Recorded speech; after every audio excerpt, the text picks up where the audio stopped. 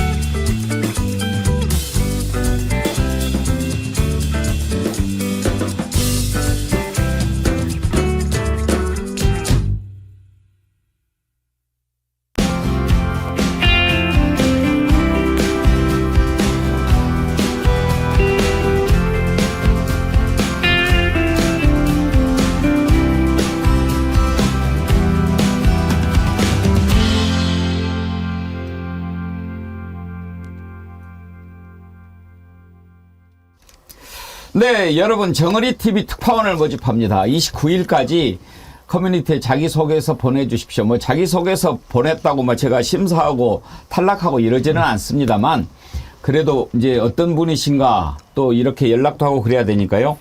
그래서 정의리TV 특파원이 되면 뭐를 하느냐, 이제 총선 얼마 남지 않았지요. 그러면 각 지역의 특파원들은 그 지역 민심이 이렇다 저렇다 하고 저희들한테 전해주시는 거고요.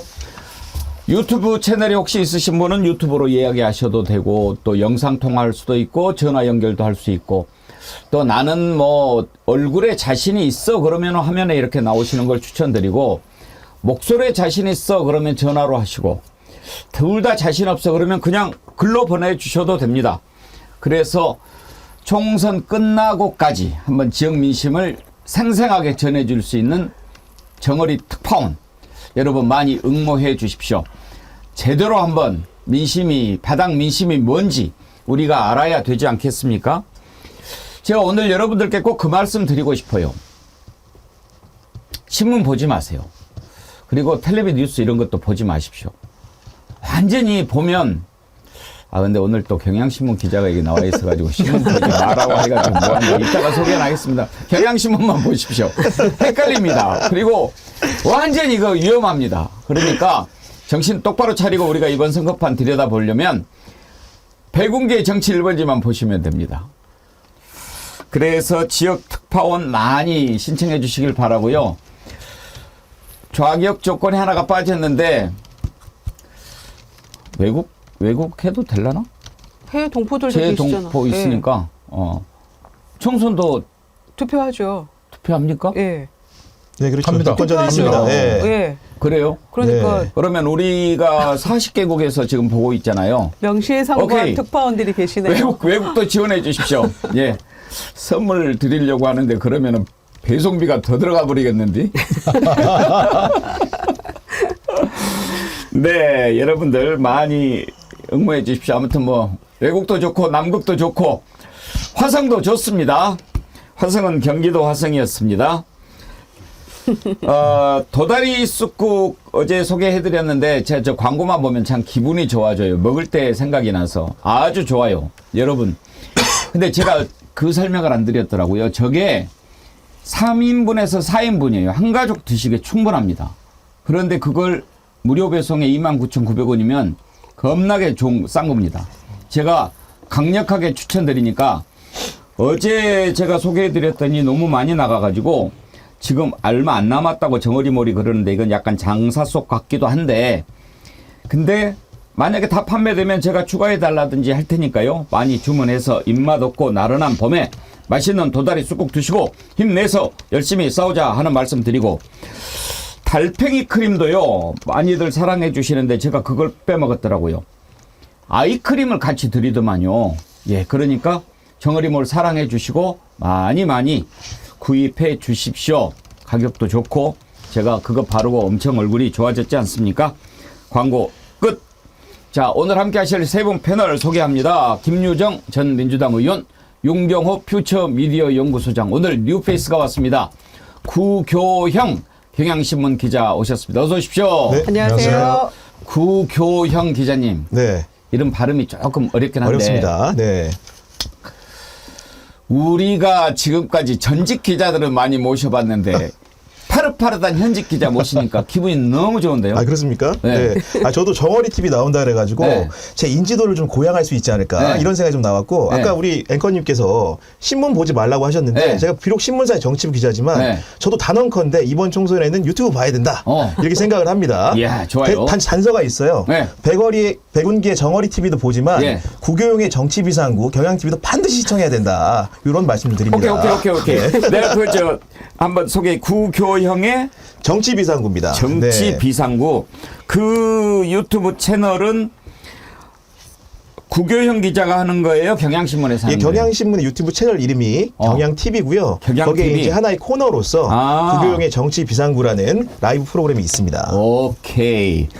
알겠습니다. 벌써 이제 이 방송 끝나고 들어가면은 몇천 명 이상 구독자 늘어가 있을 거예요. 지금 구독자 몇 명입니까? 지금 12만 명 달성했는데요. 12만 명? 아직 멀었습니다. 딱 우리 절반이구만. 그렇습니다. 네, 영향력이 미비합니다. 언제 아직. 생겼는데요? 저희가 생긴 거는 이 프로그램이 런칭한 거는 한 달 좀 넘었고요. 네. 근데 그 전에도 이 채널은 있었기 때문에 저희 전부 다 전력이라고 할 수는 없고 일부 좀 늘었다. 이 정도로 봐주시면 될 것 오케이. 같습니다. 우리 구경 기자 이제 왔으니까 더 활발하게 늘어날 거로 생각합니다. 본인 소개 잠깐 하시죠. 네, 저는 그 경향신문에서 현재 정치부 기자를 하고 있고요. 현역. 그 과거에 사회부, 산업부 등 다양한 부서를 거쳤습니다. 예. 뭐 제가 일일이 열건 안 하겠지만 상도 참 많이 받았고요. 예. 그러니까 이렇게 각종 정권을 뒤흔들 만한 스캔들을 취재했던 기자니까요. 지금 정치에 전력하고 있지만 믿고 봐주시면 좋겠습니다. 김유정 의원. 네. 이뻐 죽겠죠. 그러니까 간만에 그냥 생생하게 현장 느낌을 좀 전해받는 오늘 그런 시간이 될 것 저까지 막 같고요. 기분이 좋아지는데. 네.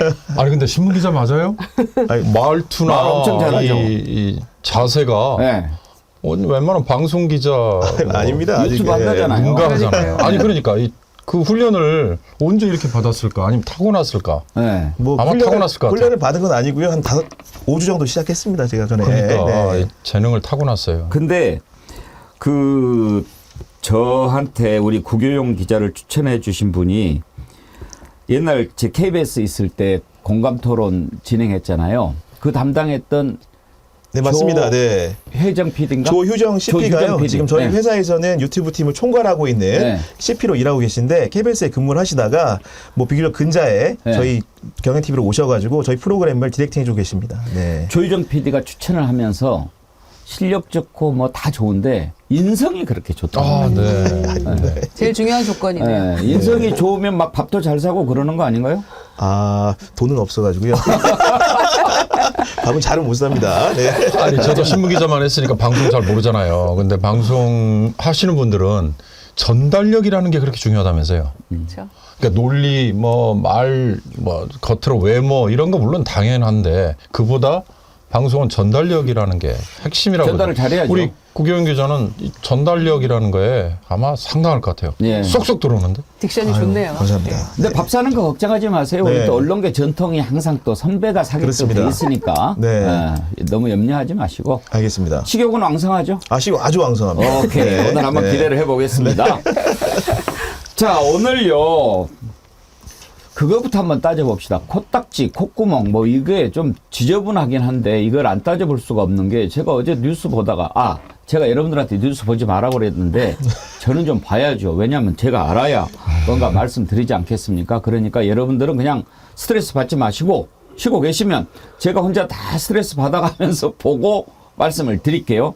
뭔 일이 있었냐면 한동훈 위원장님께서 요즘에 뭐 뒤에 뭐 안 붙이면 막 김건희라고 했다가 징계 먹었다고?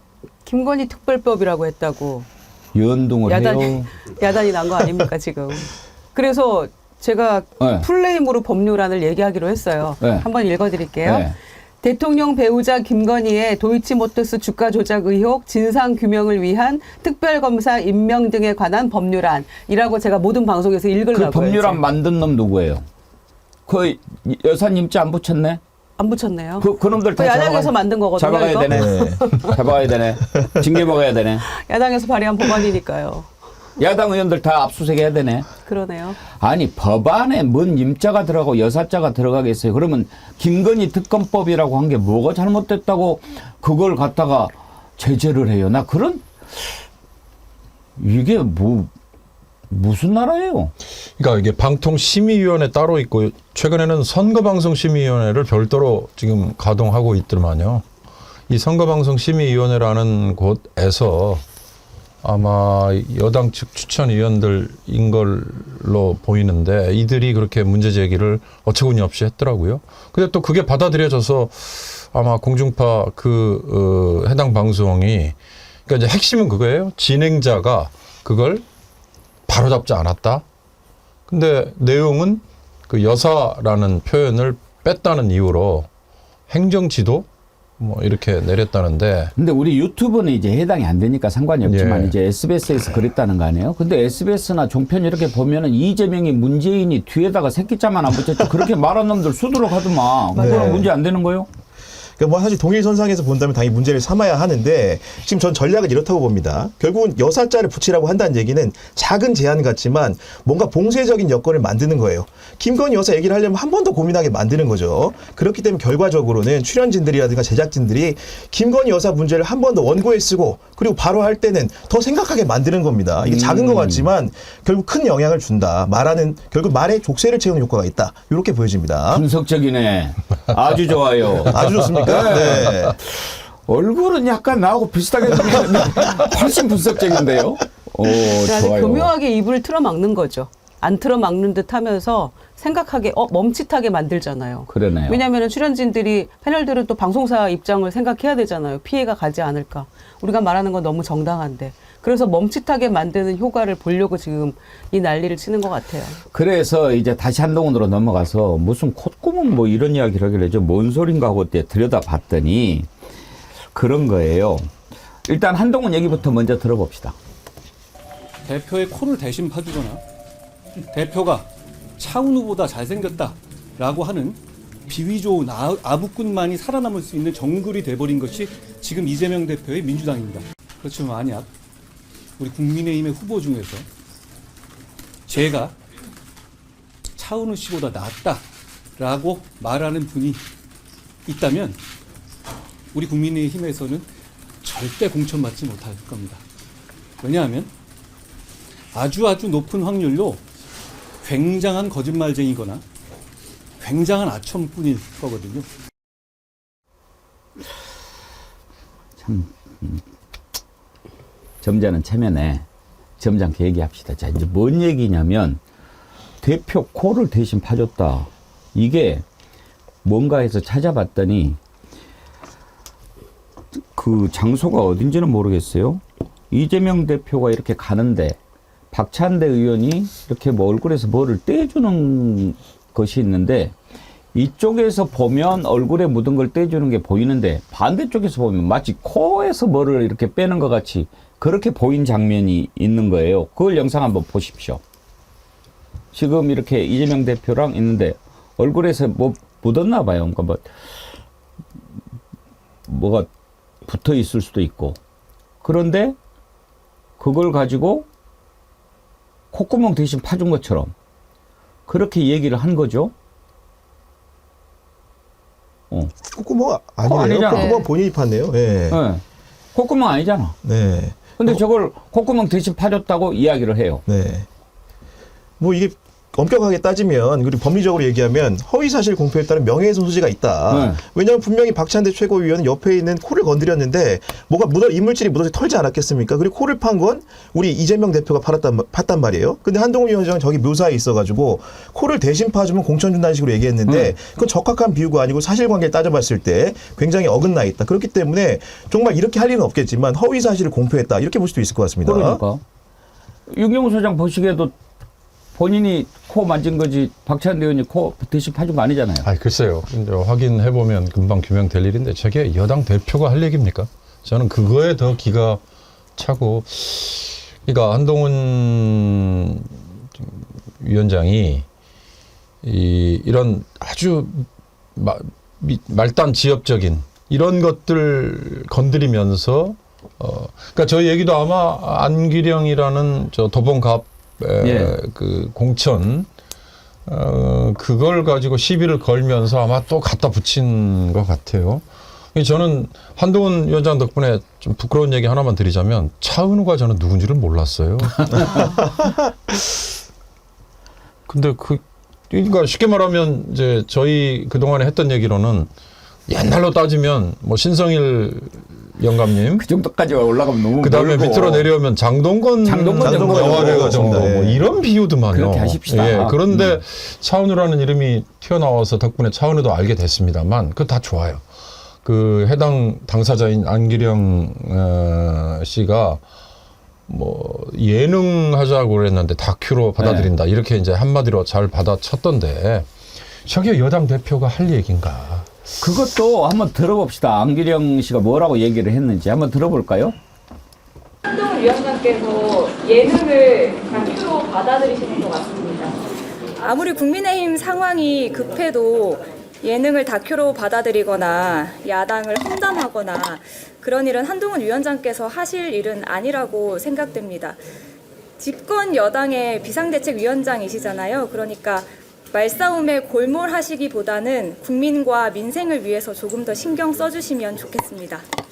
네, 이상입니다.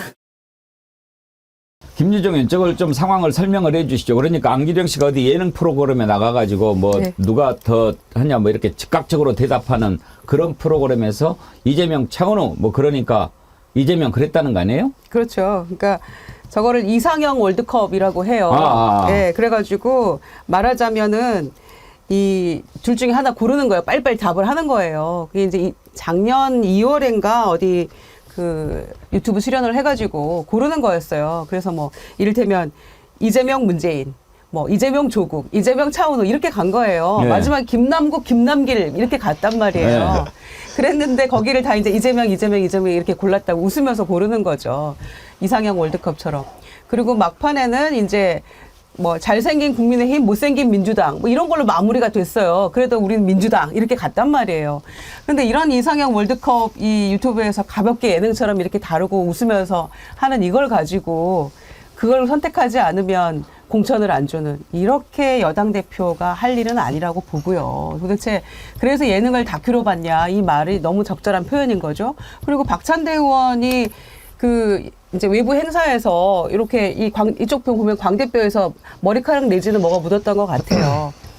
그걸 보고 마치 한동훈 위원장 표현대로 말이 안 되는 거고요. 이것도 2년 전 영상이거든요. 그걸 또 끄집어내가지고 이렇게 하는 거는 정말 본인들이 공천을 어떻게 하고 있나를 자세히 들여다보면 마치 굉장히 조용하게 뭔가 잘하고 있는 것처럼 보이지만 결국엔 윤핵관들 다 들어갔고 야금야금 집어넣을 사람들 다 집어넣었잖아요. 그러니까 일마 수준 이거밖에 안 되는 거긴 한데. 그래서 제가 떠오른 게 그거예요. 의원들 세배 깎아야 된다라고 얘기하니까 이준석 대표가 받아쳤잖아요. 대통령 월급부터 깎으면 진정성 믿어줄게. 이렇게 얘기를 하니까 그때 한동훈 뭐라고 얘기했냐면 싫으면 시집가 이 말하고 똑같은 거 아닙니까? 그게 무슨 말이에요? 그러니까 이 초등학생 유치원 애들이 서로 막 주고받으면서 막 이런 티키타카 하는 것처럼 이렇게 저렴한 멘트를 여당 대표가 하면서 마치 굉장히 본인들은 뭔가 우아하고 장엄하게 공천을 무리 없이 잘하고 있는 것처럼 사실은 야금야금 다 하고 있거든요. 이거 보면서 국민들이 뭘 느끼겠습니까? 그 수준이라는 게 다 똑같은 거 아니겠어요? 구 기자는 차은우 네. 잘 알죠? 참 잘은 모르지만 가수이자 배우 워낙 이렇게 잘생겨가지고 네. 제 얼굴은 본 적이 있습니다. 네. 아스트로의 아스트로는 멤버예요. 가수 그죠? 아, 근데 제가 네. 너무 솔직하게 얘기했어요. 사실 구글 찾아보면 차은우가 누군지 뜨는데 그거 그냥 찾아보기 싫어서 누구지라고 드라마 한 번도 안 보신 물어보다가 거죠? 몰랐습니다. 네. 저는 거기가 아이돌 출신인 것도 몰랐습니다. 솔직하게 나도 몰랐어요. 정말. 나 진짜 차은우 그래서 뭔 얘기인가 하고 이렇게 찾아봤더니 그러니까요. 배우더라고. 네, 어마어마하게 유명합니다. 네. 자, 그러니까 우리 윤경호 소장 너무 자책하지 않겠습니다. 진짜 저도 몰랐다니까요. 네. 저는 개인적으로 이게 한동훈식 화법에 대해서 뭔가 좀 이해를 좀 해야 될 것 같습니다. 한동훈 위원장이 보면은 자기가 하고 싶은 얘기는 공격적으로 잘해요. 근데 어제도 출국기 문답에서 무슨 질문이냐 기자들이 우리 최재형 목사가 보면은 방송 TV에 나가가 서울의 소리 나가서 추가로 금품을 공유했다는 폭로를 하지 않습니까? 디올백 말고도 책도 주고 양주도 줬다. 뭐 이렇게 얘기를 했단 말이에요. 그 질문을 기자들이 물어봤어요. 그래서 수사나 조사가 필요한 사항이 아니냐 그랬더니 제가 한 말 그대로 이렇게 단답으로 답합니다. 그럼 어떻게 이런 문제에 대한 이렇게 단답식으로 할 것인가 연구를 해봐야 되는데 그 기자들 사이에서는 이 분석이 좀 끝나 있는 사안입니다. 어떤 내용이냐면 이게 바로 그 검사식의 자기주도형 문답을 맞아요. 하는 거거든요. 어떤 거냐면 그 우리 한동훈 위원장이 좀 이력을 알아야 되는데 중앙지검에서 3차장 검사를 했어요. 네. 3차장 검사라고 하면은 특수수사의 총지휘를 하는 사람이에요. 중앙지검장 밑에 있지만 실무적으로는 수사를 지휘하는 사람입니다. 근데 그 사람에게 주어진 역할은 수사를 지휘하는 것뿐만이 아니고 하나가 더 붙습니다. 뭐냐면 막 공보관 역할입니다. 아. 공보관 역할을 한다는 건 기자를 상대하는 거죠. 네. 매일 수사에 대한 질문을 해요. 답변을 합니다. 그리고 또 뭘 하냐면 티타임이라는 걸 해요. 기자들을 잔뜩 불러놓고 주에 한 번씩 정례적으로 회동을 하는데 그때 이제 보십시오. 우리 정보격차라는 게 있어요. 수사를 지휘하는 사람이 100% 다 알고 있겠죠. 기자들 5% 가지고 물어봅니다. 그런데 불리한 질문이 나와요. 그럼 검사들이 하는 말이 뭐냐면 확인해 줄 수 없다고 합니다. 그러니까 무슨 얘기냐면 기본적으로 자기 조직을 뭔가 위해가 되거나 그리고 뭔가 불필요한 발언이 나가는 것들에 대해서 확인해 줄 수 없다라는 문답을 익힌 사람이에요. 그렇기 때문에 불리한 질문이 나오면 이렇게 맺고 끊고 잘 되는 겁니다. 그 정도로 훈련이 많이 됐다는 거예요. 그게 검사직 자기주도형 문답이 훈련된 사람이기 때문에 지금 정치 현장에 나와서도 기자들의 질문에 저렇게 답변할 수 있는 거다. 그런 걸 좀 이해할 필요가 있다고 생각이 됩니다. 아주 또 좋은 지적을 해주셨고 분석 잘 하시네. 근데 한 가지 내가 보기에는 훈련 잘 못 받은 사람이에요. 잘못 받았습니까? 왜냐? 몇 번 우리 그런 거 봤잖아요. 뭘 기자가 질문하는데 그럼 확인해 줄 수 없다고 하든지 피해야 되는데 그 민주당에서 그런 질문을 하라고 시키던가요? 이따위 얘기하지 않았어요? 그는 훈련을 제대로 못 받은 놈이거나 공부가 제대로 안 된 놈이나는 방증이에요. 그렇지 않습니까? 뭐 그렇게 여길 수도 있겠습니다. 그러니까 네. 기본적으로 한동훈 그 위원장이 검사 시절에 대변인을 해본 적은 없어요. 네. 그러니까 대변인이라는 건 수세적인 질문에도 반드시 답해야 될 의무가 있는 사람입니다. 근데 3차장 검사 아까 말씀드린 것처럼 수사 책임자지만 공보관 역할도 경험하는 거예요. 그렇기 때문에 내가 하기 싫으면 안 하면 돼요. 전화 안 받으면 되고 응대 안 하면 돼요. 맞아요. 그렇기 때문에 상대방을 공격하는 것도 그런 패턴 하에서 된 거다. 만약에 한동훈 위원장이 같은 검사였어도 대변인을 했다고 한다면 아마 앵커님 말씀하신 대로 태도가 달랐을 겁니다. 근데 뭐 해도 안 달라지는 놈은 또 안 달라지긴 합니다. 예, 네. 사람들이 쉽게 안 변하고 어른 키 안 크고 그래요. 내가 지금 말한 놈은 한동훈 위원장을 직접 얘기한 건 아니고 대체로 그런 놈들은 그렇다 하는 얘기니까. 자, 그러면 이제 정리를 해보겠습니다. 한동훈 위원장이 이야기했죠. 대신 코 파주고 그다음에 뭐 차은우보다 이재명 대표 잘생겼다고 하고 그래야 공천 주는 당이다. 그런 얘기 했죠. 사실을 확인해 보니까 어떻습니까? 코 안 파줬어요. 그리고 그 이상형 월드컵 딱 이렇게 해서 난감할 때 팍팍팍 풀어나가는 순발력을 보는 거지. 실제로 누가 더 예쁘다고 했다고 뭐 그 상대방이 뭐 김유정 의원 그게 뭐라고 이상형 월드컵? 네. 백운기 구교형 누가 더 좋다. 백운기. 왜 이렇게 하는 거죠? 네. 살라고. 그러면 공천 못 받는 거죠. 그러면 공천 못 받는 거예요. 한동훈식으로 얘기하면. 살라고. 오케이. 다음 주에 출연하세요. 근데 그걸 갖다가 아이고 그렇게 하면은 공천을 받고 정색을 하고 얘기를 해요. 다시 한번 들어봅시다 그 얘기.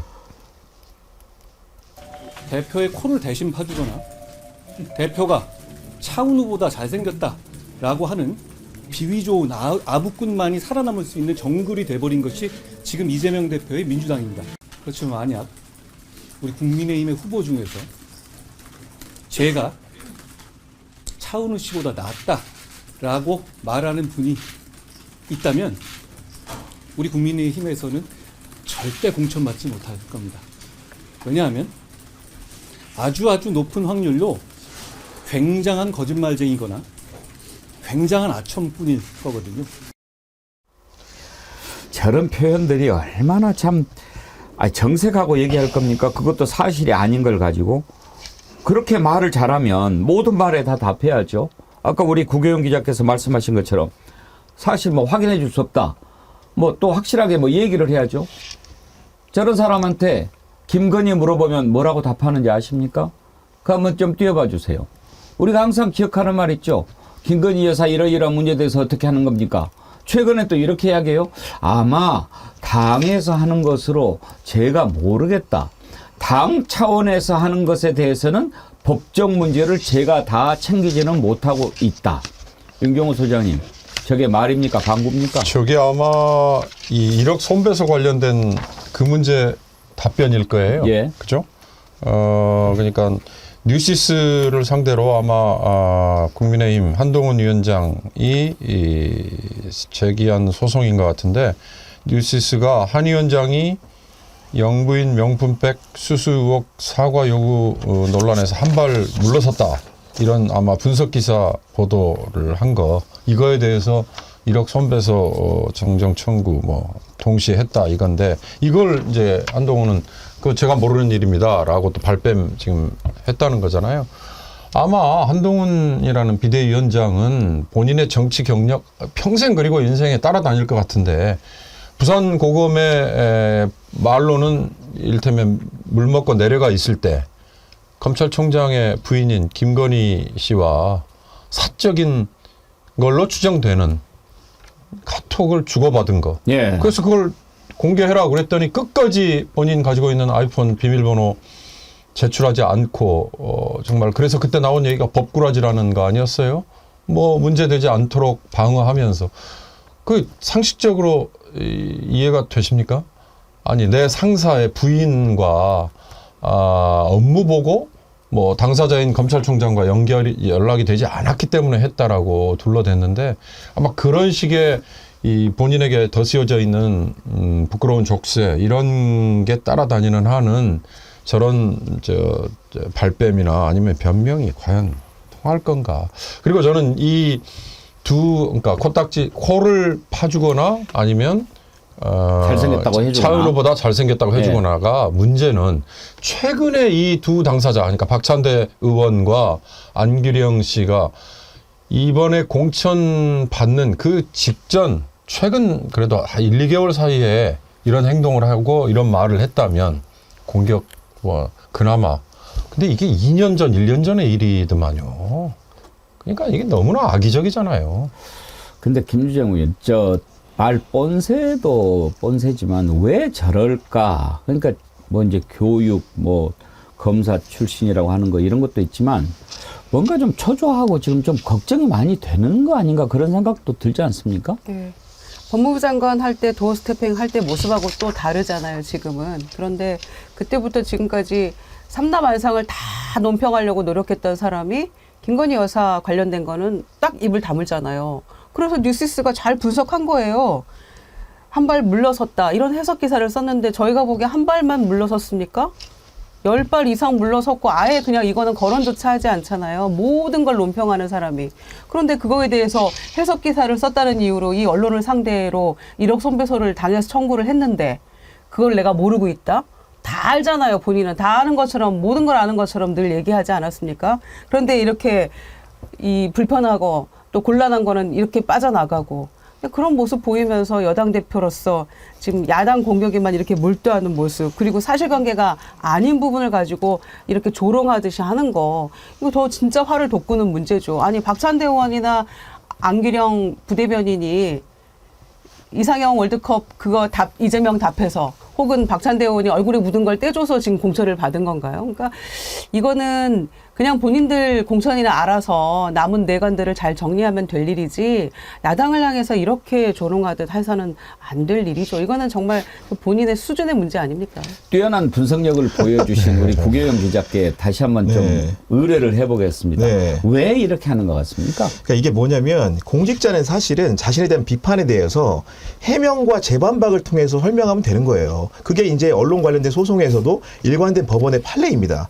그렇기 때문에 손해배상 청구 소송을 한다는 것은 기본적으로 언론의 본령인 비판과 감시에게는 옥죄겠다는 선전포고나 다름이 없는 거예요. 그러니까 결국 뉴시스를 보도 내용을 보면은 별다른 게 없습니다. 무슨 내용이냐면 한동훈 위원장이 영부인의 명분배 수수 의혹에 대해서 사과 요구를 한 발 물러섰다. 어떻게 보면 정치 기사라는 거는 사법 기사랑 달라서 해설의 영역이 존재합니다. 그 해설의 영역을 침범한 거예요. 사적으로 개인이 명예를 훼손 입었다고. 근데 이런 주장은 사실은 공직자라면 당연히 응당 인내해야 되는 거거든요. 그럼 인내의 영역을 사법의 영역을 치환해 버렸다. 결국 이 얘기는 아까 김건희라는 존재에 대해서 여사라는 호칭을 붙이라는 거 다를 바가 없는 거예요. 가급적이면 이 문제 너네 언론은 다루지 마. 그리고 해설은 하지 마. 이런 얘기를 하는 거거든요. 아니면 너네도 소송 당할 수 있어. 이렇게 하는 겁니다. 그럼 어떻게 돼서 언론 입장에서는 기사를 현장에 송고합니다. 데스크가 봐요. 아, 이거 김건희 여사 해설? 야, 우리한테도 민사소송 하는 거 아니야? 이렇게 하면 결국은 보도가 위축이 되고 그 효과는 국민의 알 권리의 축소로 이어질 수밖에 없는 겁니다. 그런 걸 노렸다고 봐야죠. 네. 우리 구교영 기자 혹시 변호사 자격증도 가지고 있어요? 네, 없습니다. 네. 근데 말을 저렇게 잘해. 변호사보다 더 잘해. 아, 네, 오늘 만주 아주 변호사는 만주 변호사. 네. 하지 말고 남아있어. 찐 엄마님, 결과적으로 안기령 띄워준 거지 바보야. 그렇죠. 그러셨습니다. 날카로워. 맞습니다.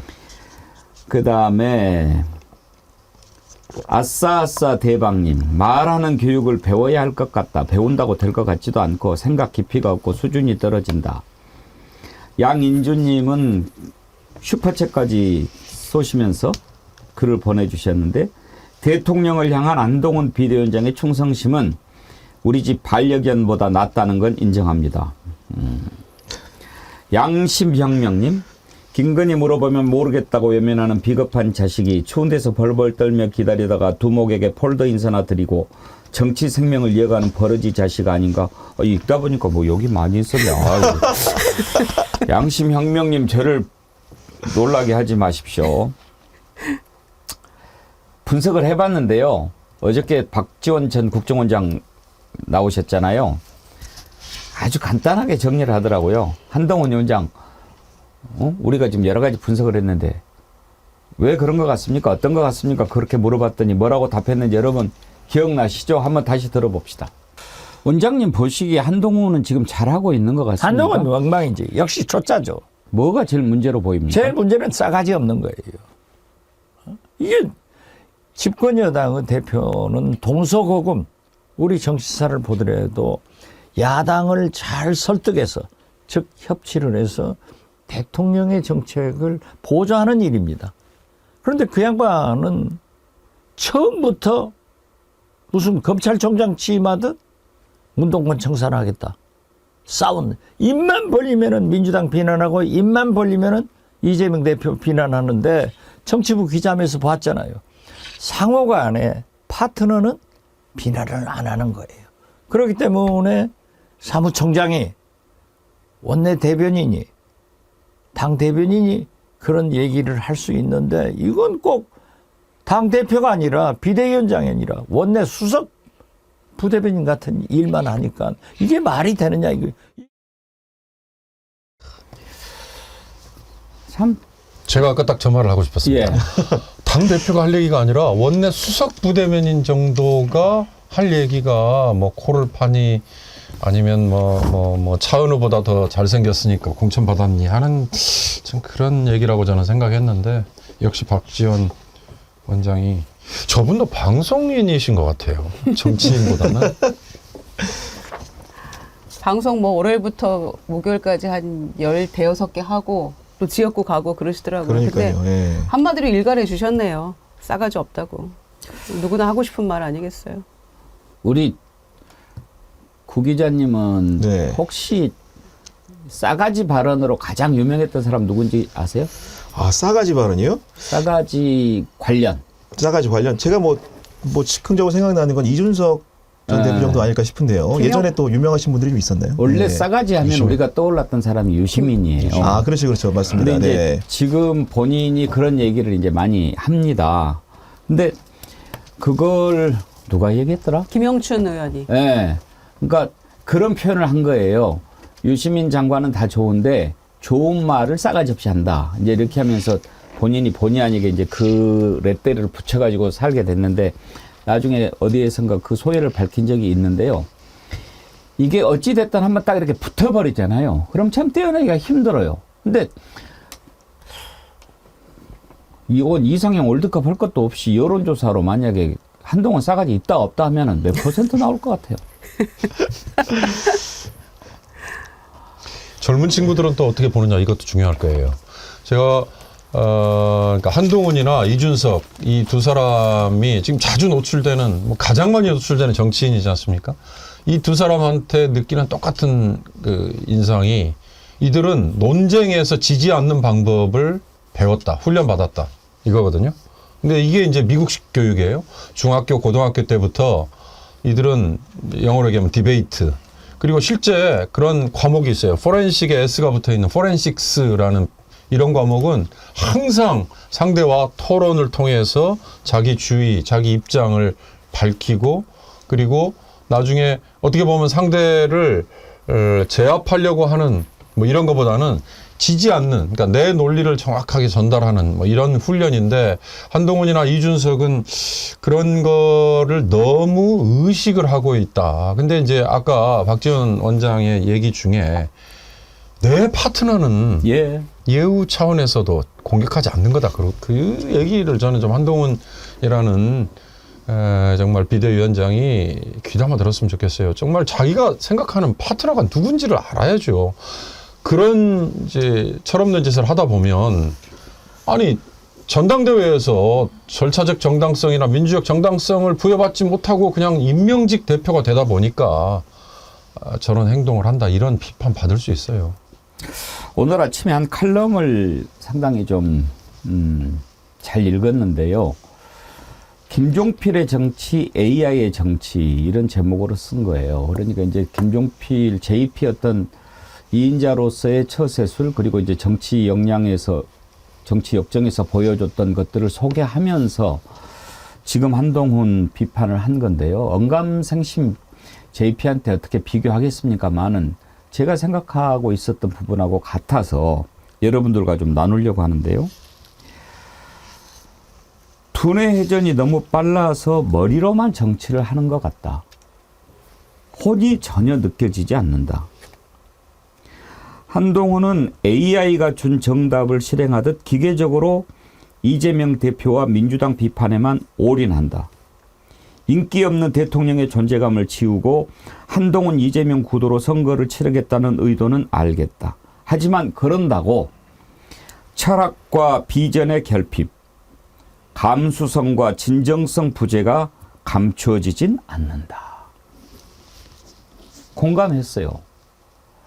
얼마나 철학이 없어 보이고 빈곤하고 천박하고 그냥 입에 붙은 게 말이라고 터진 입이라고 막 이렇게 이야기하는 거. 저는요, 한 걸음 더 나아가서 이런 한동훈의 발언 태도를 보면서요, 우리 정치를 걱정하는 겁니다. 이런 자가 정치판을 이런 식으로 만들고 있어요. 총선을 뭐 감히 축제로까지 만들어 달라라는 얘기는 못하겠지만 그냥 승부로 가면 안 됩니까? 이건요 완전 전쟁판으로 끌고 가는 겁니다. 너를 죽이고야 말겠다. 너를 죽이지 않으면 내가 죽는다. 이런 생각으로 그 심정은 이해가 가요. 왜 그렇게 하는지. 이번에 만약에 윤석열 정권 심판론이 제대로 국민들에게 먹혀 들어가서 200석 이상이 되면 어떻게 되겠습니까? 끔찍하죠. 왜 끔찍합니까? 왜 그런 짓을 했습니까? 그러니까. 그걸 막아보려고 이 난리를 치는 거 아닙니까? 자, 한동훈 얘기는 이 정도로 하고 또 봅시다. 지금 얼마나 초조하고 급했는지 윤석열 대통령 가는 곳마다 지금 뭐 이런 것들을 이렇게 해도 되는가? 이건 아무리 낯짝이 두꺼워도 한계가 있지 이렇게까지 할 수 있는가? 그런 것들을 막 쏟아냅니다. 이거 문제 안 됩니까? 지난번에 울산에 가서 그린벨트 해제한다고 그랬죠. 이번에는요. 군사시설 보호구역을 해제한다고 하는데 강남도 포함이 돼요. 용산만 빼고 다 해주겠다는 거예요. 이거 지금 총선 앞두고 할 수 있는 얘기입니까? 그동안 그 전 정권 포퓰리즘이라고 얼마나 비난했습니까? 아무리 급하다고 할 짓이 있고 안 할 짓이 있는 거 아닙니까? 대통령 윤석열 발언 한번 들어보시죠. 안보에 지장을 주지 않는 범위에서 적극적으로 주민 수요를 검토해 군사시설 보호구역을 해제하기로 결정했습니다. 특히 이곳 서산 비행장만 해도 주변이 전부 비행 안전구역입니다. 군사시설 보호구역인 것입니다. 이번에 전국적으로 해제하는 군사시설 보호구역의 규모가 1억 300만 평이 됩니다. 윤경호 소장님, 급하긴 급한 모양이에요. 글쎄 말입니다. 근데 저렇게 하면 어떤 문제가 생기는지 좀 전문가시니까 얘기를 해주세요.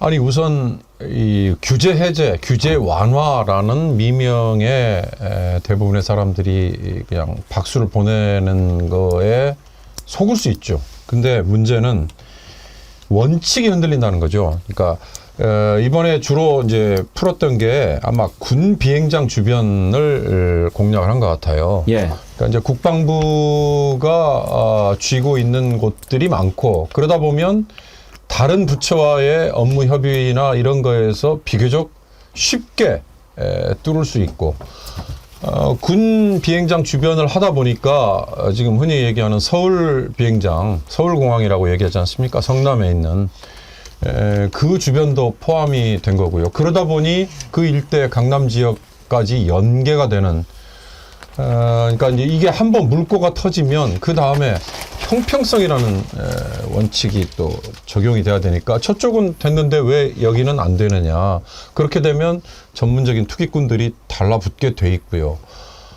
이게 이제 그린벨트가 풀리고 나면 용도 변경 때문에 그 용도 변경으로 인해서 해당 지역의 집가 상승이라는 건 뭐 불을 보듯 뻔한 거고요. 저는 이명박 대통령 시절에 이 그린벨트를 해제해가지고 주택 문제를 풀겠다고 MB가 이를테면 공급 측면에서 마구 쏟아부었죠. 주택을. 뭐 당시에 당장 현안이 그거니까 그걸 풀어서 뭐 주택 문제 해결한다. 어떻게 보면 뭐 박수를 받을 수도 있을 겁니다. 왜냐하면 이해관계가 있는 사람들이 뻔히 한쪽에 있기 때문에. 그러나 이건 정말 가장 치졸한 행정편의주의다. 맞습니다. 이거 제일 더러운 짓이에요. 가장 치졸한 행정편의주의다. 이 권한을 도대체 누가 줬습니까? 5년짜리 대통령이라고 이런 거 마음대로 할 수 있습니까? 뭐 길게 얘기할 필요도 없습니다만 제가 딱 하나만 말씀드릴게요. 그린벨트라는 게 박정희 정권 시절부터 만들어진 어떻게 보면 이제 특단의 조치이죠. 그러나 길게 놓고 봤더니 이건 미래 세대를 위해서 지금 우리 세대가 오히려 양보를 해준 걸로 그렇게 생각을 한다면 지금 정부가 도대체 무슨 권한으로 그동안에 아껴왔고 그동안에 참아왔던 이걸 그냥 풀어버리고 당장 선거를 위해서 표 얻겠다고 달라드는 거 이건 거듭 말씀드립니다만 가장 치졸한 행정편의주의다. 그 얘기 드리고 싶습니다. 이 군사보호구역 해제가 되면 국영 기자 잘 아시다시피 지금은 이제 군사보호구역 안에 있는 것은 고도 제한이 있어가지고 건물 높게 못 뭘 짓죠. 짓려면 네. 다 군과 협의를 해야 되잖아요. 맞습니다. 근데 이제 해제되면 그런 거 안 해도 되니까 네. 엄청나게 올라가고 그러는 거죠. 그러니까 기본적으로 고도 제한이 완화되게 되면은 건축물 증축, 용도 변경을 할 수 있습니다. 그러면 일대에 있는 토지 소유주 같은 경우에는 잭팟이 터지는 거예요. 근데 결국은 이게 제일 중요한 게 뭐냐면 이런 그린벨트 해제라든가 군사보호구역 해제가 되려면 사전적으로 조사 절차가 필요합니다. 왜냐하면 최대 수혜자가 누구인가를 따져봐야 돼요. 뭐 기억나시는지 모르겠지만은 모 국방부 장관 같은 경우에는 군사보호구역 안에 굉장히 많은 땅을 갖고 있어서 논란이 된 적이 있습니다. 결국은 그런 수혜자들이 뭔가 고위층이라든가 우리가 모르는 엘리트들 사이에서 있을 수 있는 거예요. 그 정부가 이런 정책을 발표할 때는 그런 부분에 대한 사전조사, 신중한 발표가 필요한데 지금 그런 절차를 거쳐져 있는지 굉장히 의문이다. 그리고 결국은 그린벨트 해제라든가 군사보호구역 해제, 금융투자소득세 폐지, 재개발 재건축 완화 이런 것들이 다 보면 민생토론회란 외피를 쓰고 있지만 사실은 사람들의 투기 욕망을 자극하는 거거든요. 선거를 앞두고 그 욕망을 건드리는 겁니다. 우리를 뽑아주면은 정부 여당이 힘을 실고 다 풀어줄게 이렇게 하는 거예요. 그럼 매표 행위를 하는 거거든요.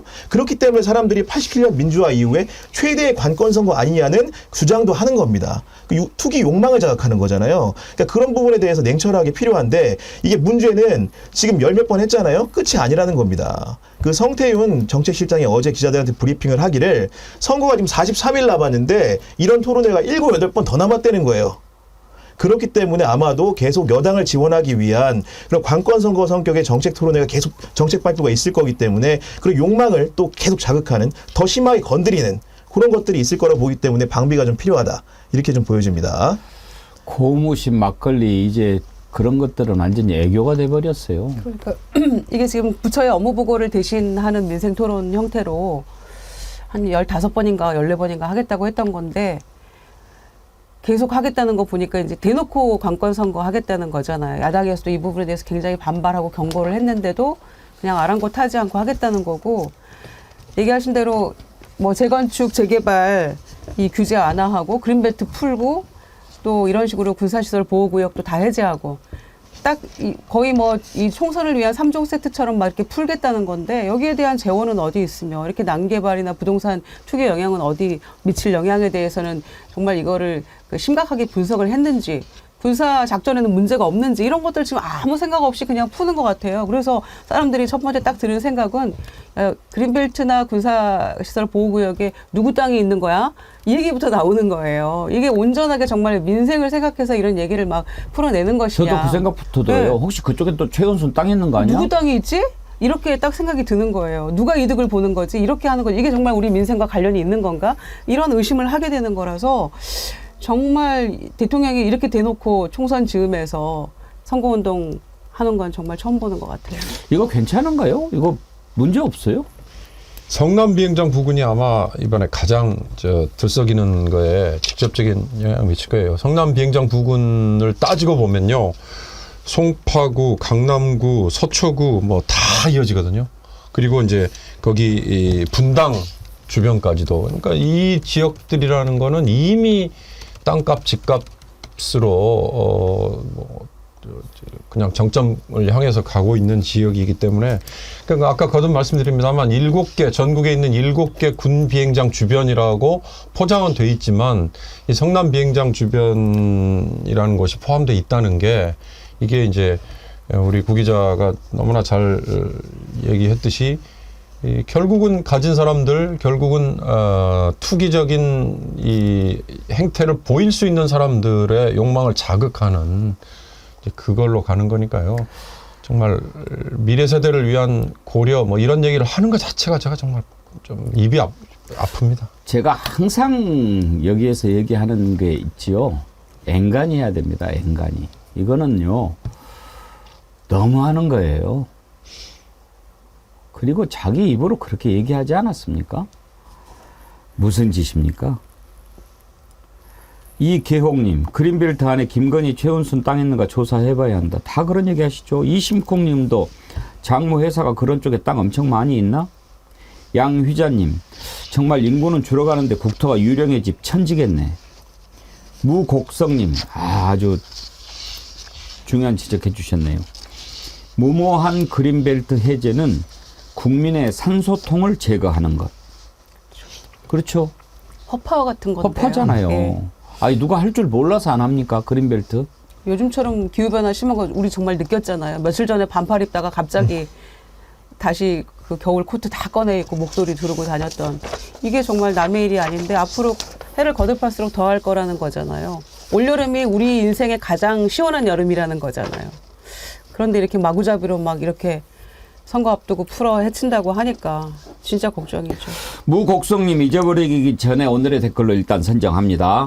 오늘의 댓글로 선정되신 분은 아래 자막에 나가는 주소로 연락처 보내주시면 디어루시에서 나오는 클렌징 폼 보내드리도록 하겠습니다. 2월 29일까지는 클렌징 폼 보내드리고 3월부터는 선크림 준비했습니다. 여러분 2월도 받으시고 3월도 받으세요. 한 분 더 드려야 되겠어요. 운이 아빠님. 이분도 아주 재미있는 것 보내주셨어요. 유시민 싸가지하고 한동훈 싸가지는 다르지요. 명품과 다이소 차이죠. 예. 운이 아빠님은 이런 글도 주셨네요. 도봉갑 김재섭이 제일 짜증날 겁니다. 한동훈이 안기령 띄워서 아이고 동훈아. 아, 안기령 띄워줬는데 그 지역이 도봉갑이구나. 예, 네. 김재섭 위원장이 87년생이고 안기령 후보가 89년생이에요. 그러니까 한동훈이 수가 낮은 거지. 그렇죠. 지금 엄청 띄워줘서 다 알게 됐어요, 이제. 예.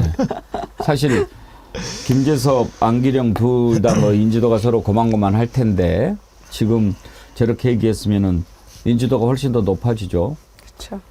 인지도 얘기한 김에 아까 우리 구교영 기자 하는 네. 유튜브 채널 이름이 뭐라고요? 아, 구교영의 정치비상구입니다. 구교영의 정치비상구. 제가 이렇게 막 소개를 해주면은 항상 우리 임재선 PD가 내 채널도 소개를 좀 해주지. 임재선 PD가 하는 채널 이름이 뭐죠? JTV? JTV면 JTBC 같으잖아요. JAY. JAY. JAYTV. 네. 예. 여러분 들으셨죠?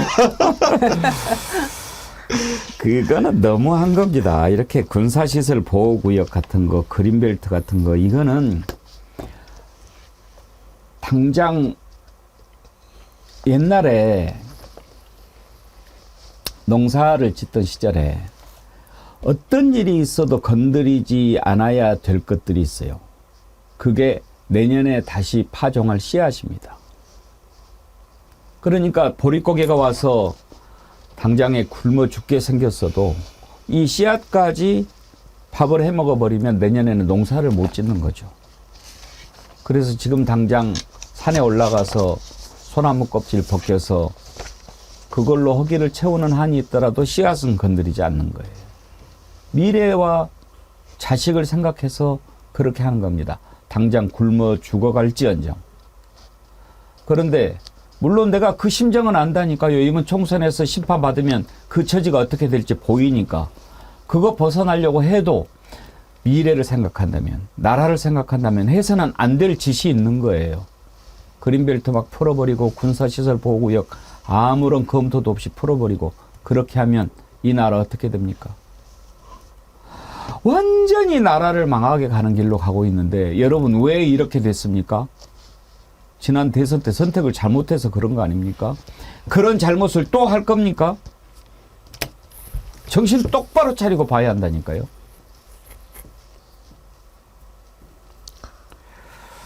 군사시설 보호구역 그린벨트 이거 해제 관련해서 예, 조금 엉뚱한 얘기 하나만 드려도 되나요? 많이 해주시죠. 혹시 예, 서울 경복궁 옆에 이 동십자각을 지나면서 있는 뻥 뚫린 공간 송현동 예, 그 광장 거기서 가끔 뭐 행사도 가보셨죠? 하고 뭐, 예.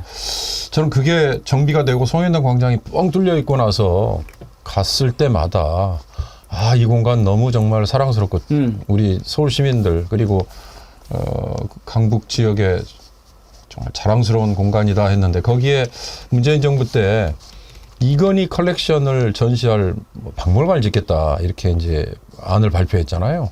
최근에 오세훈 시장이 거기에 이승만 기념관을 또 같이 때려 짓겠다. 안 되지. 제발 4년짜리 시장이 도대체 무슨 자격으로 무슨 권한으로 거기에 그런 거 하지 마시고요. 그 공간은 제발 다음 세대 우리 후세대들이 50년 후 50년까지는 너무 길지 모르겠습니다만 30년 후에 더 필요한 용도로 쓸 수 있도록만이라도 좀 놔둬줬으면 좋겠다. 제가 그 얘기 꼭 좀 드리고 싶어서. 감사합니다. 저하고 생각이 똑같은데 무슨 용도 필요 없어요. 그냥 공원 만들었으면 제일 좋겠어요. 그러니까요. 우리 서울 시내에 공원이 없잖아요. 웬만한 대도시에 다 자랑할 만한 공원 있지 않습니까? 뉴욕의 센트럴 파크 있죠. 런던의 하이드 파크 있죠. 우리 그나마 조순시장 때 여의도 공원 만들어서 지금 저기 하고 있지만 그것도 아스팔트도 많고 좀 삭막해요. 모든 것이 숲이고 물이고 뭐 이런 데서 좀 햇볕도 즐기면서 누워있고 왜 우리는 그렇게 못합니까? OECD 나라이면서. 그런 공원을 많이 만들어야죠. 저는 지금도 서울 시내 이렇게 딱 한강만 지나가면서 그 아파트 숲을 보면서 참 마음이 아파요. 좀 더 진작에 우리가 미래를 내다보고 설계를 했다면 한강 주변에 수변 공원 말고 그 뒤에 있는 것까지도 모두 다 공원으로 꾸미고 좀 더 아파트는 더 뒤로 가서 짓게 하면 얼마나 좋았을까.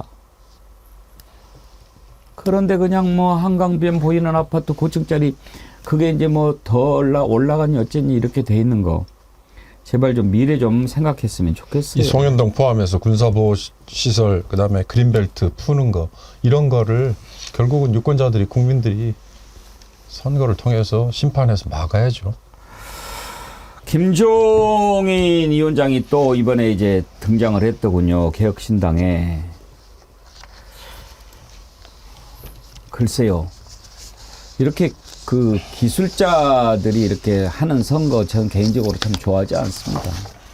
미래 비전을 보여주고 그래야죠. 그래도 뭐 지는 거 원치 않으니까 이렇게 해보려고 하는 것 같은데 김종인 위원장도 대통령 엉뚱한 데서 자꾸 나온다 그런 얘기를 하더라고요. 한번 들어보겠습니다. 대한민국이 1997년, 87년 체제 이후에 국회의원 선거를 9번을 했습니다. 이제 이번 4월 달에 선거라면은 10번째 국회의원 선거를 하는데 어떻게 된 건지 정치권에 국회 내에서 대한민국의 지도자감이라는 게 제대로 나오질 못해요. 그러니까 어느 날 갑자기 대통령이 엉뚱한 데서 나오고 하는 이러한 풍토가 되어 있기 때문에 국가 운영 자체에 여러 가지 문제를 노정하고 있는 것을 국민들이 잘 지금 인식을 하고 있다고 저는 생각을 합니다. 김종인 위원장도 배신감을 많이 느꼈겠지요. 별의 순간 운운해가지고 사실상 오늘날 윤석열 대통령 달아준 1등 공신 아닙니까? 팽당했죠. 그랬는데 이제 또 이준석 돕겠다고 저렇게 나가서 하고 있는데 구구영 기자 혹시 김종인 위원장 인터뷰 해봤나요? 뭐 개인적으로 인터뷰한 적은 없는데요. 그 정치 현장에서 이렇게 공사로 많이 뵙긴 뵙습니다. 예. 네. 근데 이 김종인 위원장이 이번에 그 개혁신당이 공관위원장이라는 자리를 맡았잖아요.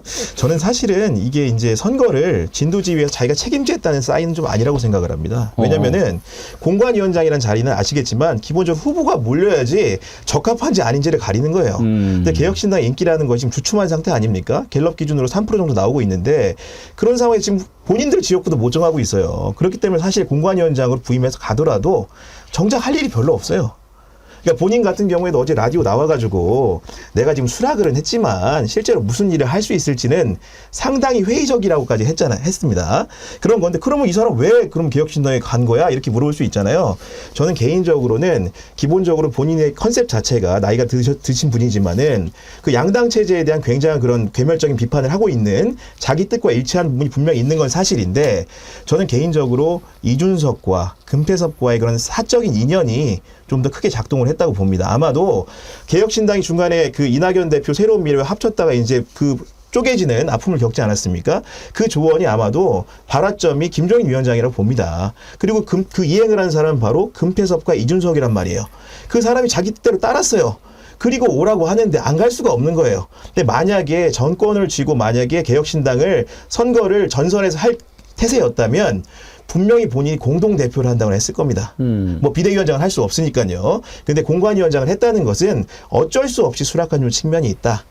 그리고 금태섭이라든가 이준석이라는 게 기본적으로 자기가 늘 차기 대선 후보라고 강조한 분들이기 때문에 그런 사람들의 사적인 인연에 예우에 불과한 것으로 보인다. 좀 저는 개인적으로 이렇게 해석하고 있습니다. 그럼 공관위원장 끝나고 선대위원장 이런 거는 안 맡을 것 같습니다. 아마 그렇게 맡기가 쉽진 않을 겁니다. 선거 분위기를 보겠죠. 물론 김동인 위원장도 그러니까 이준석 대표가 뭐 저희 방송 얘기해서 죄송한데 저희 방송 출연해가지고 김종인 이렇게 얘기했어요. 승리의 남신이다. 남신. 그런 이미지가 있다 하면서 뭔가 선거에 굉장히 도움이 되는 조력자 역할이고 뭔가 크게 영향을 줄 수 있는 사람이라고 에드벌룬 띄워놨는데 김종인 위원장도 지금 일생일대 업적 관리 잘해왔는데 여기서 너무 삐끗하면 또 말로가 초라하거든요. 그렇기 때문에 아마도 개혁신당의 그런 향후 지지율 추이라든가 이런 걸 보고 수락할 가능성이 없지 않지만 현재로서는 공관위원장을 맡아주는 구고 뭔가 비례대표 순번을 정리하는 수준에서 자기 역할을 가름할 가능성이 있다. 좀 이렇게 좀 보여집니다. 질문. 네. 본인이 비례대표 꿰차지 않을까요? 그래서 6번째 사상 최초의 비례대표만으로 6선을 기록하는 저는 그런 노욕밖에 안 보여요. 저분이 지금 너무나 지적을 잘해 주셨는데 대표로 나서서 뭐 뭔가를 하고 뭐 이런 게 아니라 공관위원장. 근데 공관위원장은 아시다시피 역할이 제한적이잖아. 그래서 저걸 맡았다는 순간 부끄러움을 무릅쓰고 비례대표 순번에 이름을 올려서 6번째 비례대표로 기록을 위해서 나선 건가? 이런 본인들은 굉장히 지금 모욕적일 거예요. 질문입니다. 어때요? 저는 뭐 거기 첨언해서 제 의견을 말씀드리면 비례대표 명부에 올리기 쉽지 않을 것 같습니다. 근데 다만 이게 지금 이낙연 세력이 떨어져 나갔잖아요. 그러고도 지금 세력이 뭐 3-4개쯤 됩니다. 그렇기 때문에 이게 또 개혁신당에서 비례대표를 붙일 수 있는 인원은 한정돼 있잖아요. 그렇다 보니까 그 교통 정리가 필요한데 이준석이 당의 홍보와 정책에 정권을 줬다고 하지만 그것까지 나서면 당이 똑 쪼개지겠죠. 그러니까 어떻게 보면 대신 좀 정리해달라고 부른 거예요. 비례대표 명부 정할 때. 그런 기술적인 역할만 하고 이번 선거 역할이 제한될 가능성이 높아 보입니다. 예. 근데 김유정 의원, 네. 이낙연보다 김종인이 더 올드 아니에요?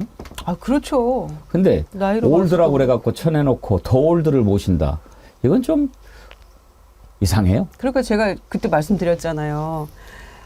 85년생 당대표를 쳐내면서 73년생 띠동갑 한동훈 위원장을 세워놓고 세대교체에 운운하는 것도 정말 초현실주의적인 상황이고 또 그렇게 합쳤다가 열하루 만에 갈라치면서 김종인 위원장을 다시 또 공관위원장으로 임명을 하면서 이렇게 하는 모습도 그것도 선뜻 이게 납득은 잘 안 되는 상황이에요. 그런데다가 또 뭐 이준석 대표한테 뭐 대구 뭐 이쪽을 나가면 뭐 앞으로 뭐 조금 승산이 있을 거다 이런 얘기도 저는 좀처럼 믿기 어려운 상식적으로 어려운 상황인데 그런 얘기를 하는 것도 이분도 이제 좀 촉이 좀 많이 떨어지셨나 그런 생각도 한편 들고요.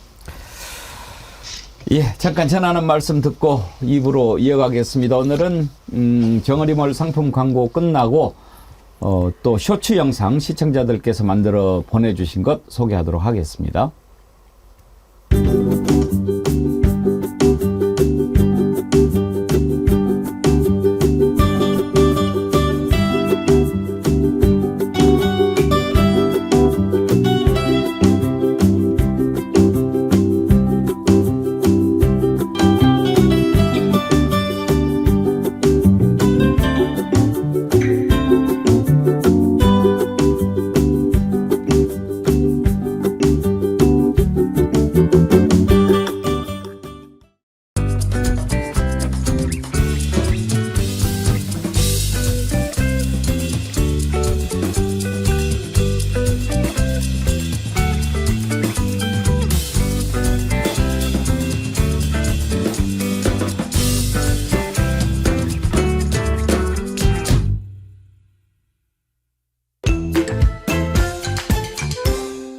와신 상담하는 젊은 정치인이 한 명 있잖아요. 이제 이준석 개혁신당 대표. 어떻게 보세요? 이제 기세 싸움에서 지금은 좀 밀렸다. 빙탄불상용이라는 말 있잖아요. 나 요즘 오늘 너무 많이 쓰나? 원래 KBS가 한자 능력 검증 시험 못 통과해야 돼요. 네. 진짜? 네, 그럼요. 국어도 있고 한자도 JTBC는 잘해요. 우리 그냥 선생님은 다 통과해요. 노래를 하나 부르겠습니다. 이준석의 입장을 노래하는 노래. 그 어느 날 너와 내가 무조건 합당 그날 이후로 나의 지지자들은 연락도 없고 날 피하는 것 같아 그제서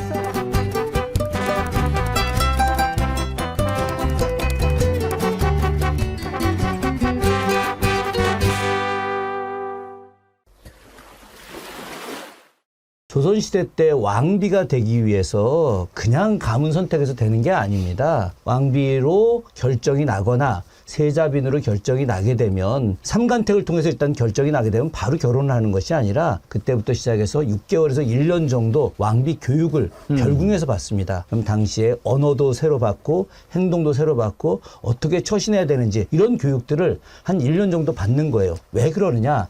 양반댁 사가의 그런 여식이 아니라 이제는 공식적으로 왕비가 될 국모가 될 사람이거든요. 그렇기 때문에 모든 게 달라져야 되는데 그것이 최소 교육을 통해서 그렇게 바뀌어야 되는 거죠. 중요한 것은 바로 역대 아주 위대한 대통령의 영부인들을 모델로 삼는 교육을 저는 좀 받고 거기에 맞는 처신을 해야지, 그래야지 우리 국민들이 좀 안심하고 좀 할 거 아니겠습니까? 대통령도 불안한데 영부인도 불안하고 이거 불안해서 어떻게 살 수 있겠습니까?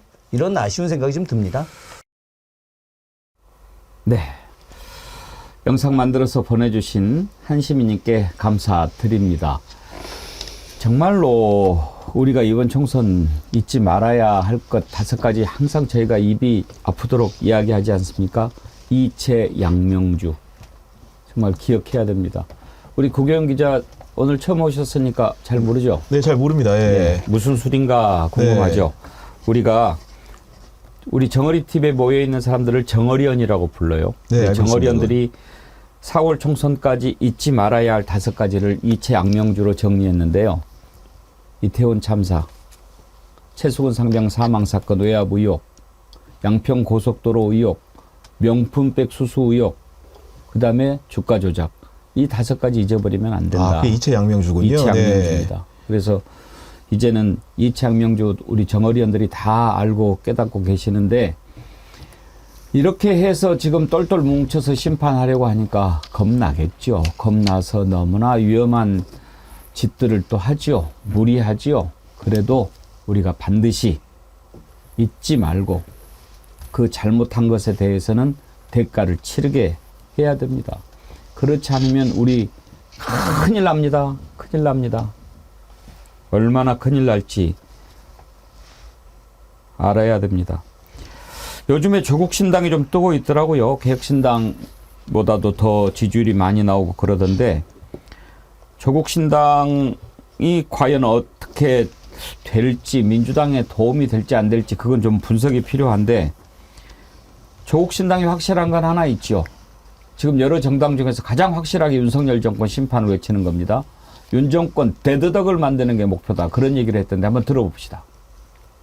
일단 정치 차원에서는 그 윤석열 정권을 빨리 그 힘을 다 빼는 대드덕으로 만드는 것이 저희의 목표입니다. 저는 일관되게 열석이 목표다라고 말씀을 드리고 있고요. 네. 현재 같은 경우는 열린민주당보다 가칭 조국신당이 더 준비가 좀 잘 되어 있고 조직 체계도 잘 갖춰 있고요. 그다음에 더 중요하게는 과거와 달리 넓은 의미의 진보층 국민들이 네. 조국신당의 필요성이 있다라는 점을 더 많이 인식하는 것 같습니다. 구경 기자 분석하시기에 지금 거대 정당 2개 빼고 조국신당이 지지율에서 가장 높게 나오거든요. 네. 그 이유는 뭐라고 보십니까? 그 조국신당이 컨셉은 잘 잡은 것 같습니다. 결국은 조국신당이 지향하는 바는 민주당하고 뭔가 선거 경쟁을 하겠다는 게 아니거든요. 민주당의 왼쪽에 있는 레프트 사이드를 공략하겠다는 겁니다. 레프트 사이드라고 하면 윤석열 대통령을 상대로 더 강하게 싸워주길 원하는 지지자들이 있다는 거예요. 그리고 우리는 지역구에서 경쟁하지 않겠다는 컨셉을 내비쳤고요. 그럼 뭐냐? 우린 비례로 먹겠다는 거거든요. 그렇기 때문에 우리를 찍어도 사표가 되지 않는다라는 것을 정확하게 설명하고 있는 겁니다. 그러다 보니까 민주당이 보기에 민주당 같은 경우에 선거 전략이 그 과반을 하기 위해서는 기본적으로 중도 사이드로 가야 돼요. 그렇기 때문에 역할 분담을 해서 통합을 하면 큰 범주가 되지 않습니까? 그렇기 때문에 민주당의 범주 안에 있지만 레프트 사이드를 공략을 한다는 것이고 그런 전략이 실효적으로 먹히고 있다. 그리고 얘기 들어보니까 후원금 내는 사람 상당하다 그럽니다. 그렇기 때문에 지금 의원이 없어서 갤럽이라든가 공식적인 조사기구에서 하는 조사에는 빠져 있지만 지금 이렇게 언론사에 대한 조사에는 10% 가까이 나오는 것이 아마도 이제 그런 효과를 누리고 있는 것이다. 이렇게 좀 보고 있습니다. 얘기하는 말투가 그 약간 스포츠 해설가 비슷해. 이렇게 그렇습니다. 마지막 끝날 때 싹 꼬리가 올라가는. 정세영 어머니가 스포츠 해설 아주 그 제대로 이렇게 분석하고 그런 해설가 같아가지고 오늘 아주 처음 만났는데 네. 친하게 네. 지냅시다. 매우 신뢰가 가는 해설 예. 믿고 싶네요. 그렇죠. 아니, 그리고 분석을 이렇게 듣다 보면 고개가 끄덕끄덕 그려진다니까요. 네. 너무 분석적이에요. 좋잖아요. 네. 어때요? 그 이유에 대해서 김유정 의원, 국회의원 기자 분석에 동의하십니까? 네, 일면 그런 측면이 있는 거는 같은데 저는 근데 걱정이에요. 민주당이 중심이 돼서 만드는 우리 비례연합정당이 있는데 이쪽으로 또 표가 너무 많이 분산돼도 그것도 또 걱정이거든요. 한편 당에서는 일단 일단락 선을 긋긴 했기 때문에 이러나 저러나 그 민주당 표의 분산이 되는 결과거든요. 그래서 그런 점도 조금 심각하게 고민을 해야 될 것 같고요. 또 송영길 전 대표 당도 또 그 진행이 중이거든요. 그러니까 그런 전반적인 것들이 저쪽 국민의힘 쪽은 지금 그 국민의 미래인지 뭐 하나 가지고 지금 하겠다는 건데 우리는 결국 분산되는 것들이 나중에 크게 봤을 때 더 큰 파이가 될 수 있을 것인지 아니면은 그게 사표로 갈 것인지 이 부분에 대해서 조금 고민이 될 것 같긴 해요. 예. 아무튼 이제 심판하는 세력들이 다 모이는 거, 그건 저는 필요하다고 생각합니다. 그렇게 해서 확실하게 본때를 보여줘야 되지요. 오늘은 지금 이제 큰 틀을 그렇게 잡고 갑니다. 왜 이 정부 여당이 이렇게 초조해하는가? 왜 이렇게 무리수를 두는가? 다 보이니까. 그런데 이제 초조하고 불안하고 그럴 때 나타나는 현상 가운데 하나가 뭔지 아십니까? 허세입니다. 허세. 우리 정어리떼가 똘똘 뭉치는 것은 허세가 아닙니다. 그것은 과학적인 겁니다. 무도한 권력, 상어를 우리가 상정하지 않았습니까? 상어에 맞서서 상어를 물리치는 정어리떼의 방법은 정어리떼들이 똘똘 뭉쳐서 상어보다 몸집을 더 키워 커 보이게 하는 거죠. 그러면 상어가 나보다 더 센 놈이구나 하고 탁 돌아간다는 거죠. 그래서 우리가 정어리 똘똘 뭉치자라고 해서 정어리 TV 만들지 않았습니까? 이건 과학적인 겁니다. 근데요, 허세는 실제하고 다른데 그냥 막 하는 거예요. 이건 약간 스타일하고도 상관이 있어요. 또 상습적이기도 합니다. 그 말, 그러니까 이번에 총선에서 국민의힘이 150에서 160석도 얻을 수 있다. 이런 블러핑, 이런 허세를 부린 사람이 있습니다. 보시면 누군지 금방 압니다. 한번 들어보시죠. 정쟁을 만약 민주당이 주도하고 특검 이런 걸 가지고 영부인 특검 놀이를 간다. 네. 그러면 총선은 제가 봤을 때 민주당이 110석 그 상한선에서 왔다 갔다 할 수가 있다. 국민의힘은 몇 석입니까? 그러면? 국민의힘은 제가 봤을 때 그렇게 됐을 경우는 150석에서 160석이 가능할 것이다. 넘긴다. 그럴 네. 것으로 생각됩니다. 자, 저렇게 얘기했다가 한동훈 비대위원장한테 혼났다고 그러더라고요, 국영 기자. 네, 그렇습니다. 그 오죽하면 한동훈 위원장이 그렇게 했겠습니까? 뭐라고 했냐면 근거 없는 전망을 삼가달라고 당원과 당직자들에게 이제 고지를 한 거거든요. 그러니까 이게 보면 이게 아마도 그 사람 발화자 스피커의 문제도 좀 있다고 생각을 한 것 같습니다. 이 장성민 전 대통령실 미래전략기획관이죠. 사실 이분이 그 직전에 했던 일이 뭐냐면 부산 엑스포 유치 문제였습니다. 그때 어땠으면 결과가 그 사우디 리야드 119표 그리고 한국의 부산 29표 받았잖아요. 근데 이분이 어떻게 밖에다 아나운스를 했냐면 박빙 초접전이라고 했어요. 그랬다 결론 어떻게 났습니까? 부산이 참패했거든요. 그렇기 때문에 그 한동훈 위원장조차도 이 발화를 그대로 수용할 수 없어서 근거 없는 전망은 삼가달라고 한 겁니다. 그러니까 유경호 소장 다른 사람이 저렇게 이야기하면 또 뭐 그럴 수도 있겠다라고 하는데 바로 그 엑스포 초접전이라고 보고해서 대통령도 그렇게 믿게 만들었던 사람이 저런 이야기를 하니까 또 그런 사람을 공천했잖아요, 지금. 그래놓고 지금 와서 뭐 용사는 관여를 안 했니 어쨌니 그런 이야기 하고 있으면 그러니까요. 이원모나 아니면 주진우 같은 정말 이름도 들어보지도 못했던 뭐 부장검사급 정도 되는 그런 친구들이 뭐 당당하게 공천을 받았잖아요. 근데 그걸 뭐 윤심이 통한다 안 통한다. 전 그거보다 아까 장성민의 그런 분석이 이제 선거 캠페인에서 나오는 전형적인 흔히 말하는 두 가지잖아요. 밴드웨건 효과냐 언더독 효과냐. 그러니까 코너에 몰려 있고 뭔가 동정표를 따야 되는 지경에 그걸 노린다면 이제 흔히 말하는 언더독 효과인 건데 지금 국민의힘은 오히려 반대 상황이 돼버렸죠. 이를테면 요즘 언론 한번 보십시오. 기울어진 운동장이라고 아무리 얘기를 한다지만 국민의힘은 뭐 아무 분란도 없고 뭐 자발적으로 뭐 중진들이 뭐 불출마 선언하고 뭐 일사불란까지는 아닐지 모르지만 뭐 헌신과 살신성인 뭐 이런 식의 얘기들이 쫙 나오고 반대로 민주당은 이 눈만 뜨면 분란, 눈만 뜨면 뭐 싸움질 이게 이제 공천 국면이 과연 언제 마무리될 거냐. 이제 그때까지는 아마 이런 식의 대비되는 분석들이 기울어진 운동장 위에서 한쪽의 편을 들어주는 언론 뭐 이런 게 계속 이어지겠죠. 이런 상황을 겪으면서 지금 국민의힘은 오히려 밴드웨건 효과 같은 거를 지금 즐기고 있어요. 잘 되는 쪽 거기에 오히려 더 사람들이 편승을 하는 건데 이제 다 이게 정리가 되고 나면 오히려 뻐기는 아까 앵커께서 허세라고 표현을 하셨는데요. 그런 쪽에 대해서 유권자들은 결코 표를 주지 않을 거예요. 그러니까 뭐 장성민이라는 전 기획관이 분석적이다, 정확하다, 뭐 틀릴 수 있다, 희망사항이다. 그건 별로 저는 중요하지 않다고 봅니다.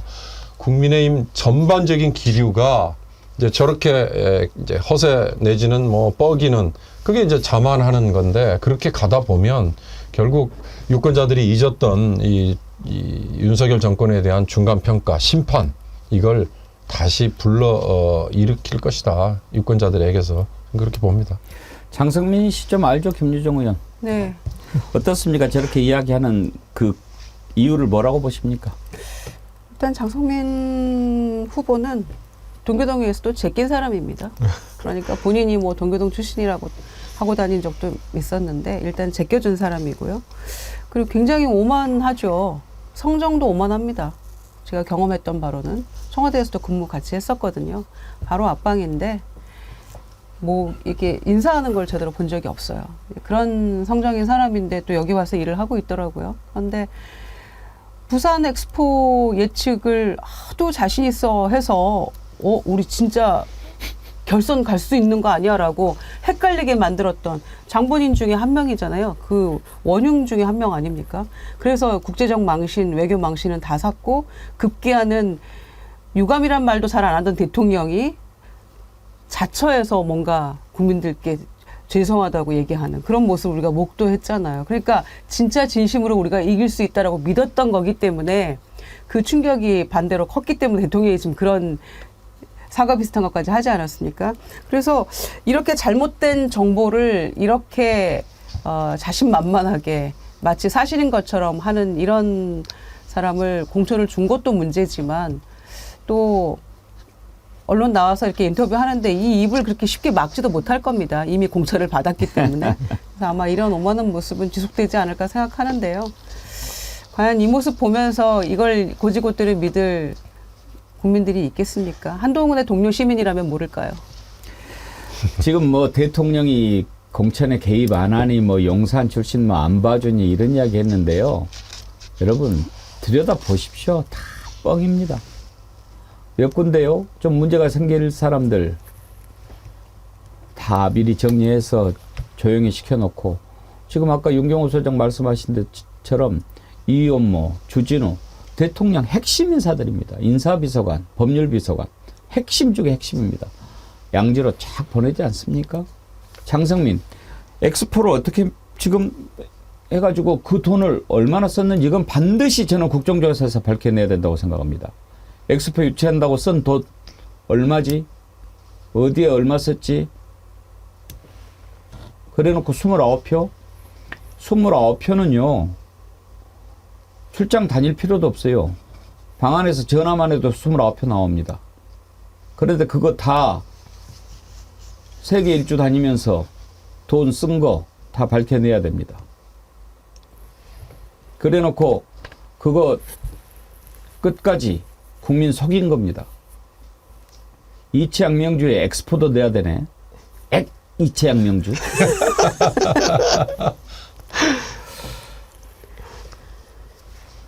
추억의 메텔님, 장성민 말은 엑스포 이긴다 했죠. 강서구청장 이긴다 했죠. 오호라 좋아요. 민주당 압승하겠습니다.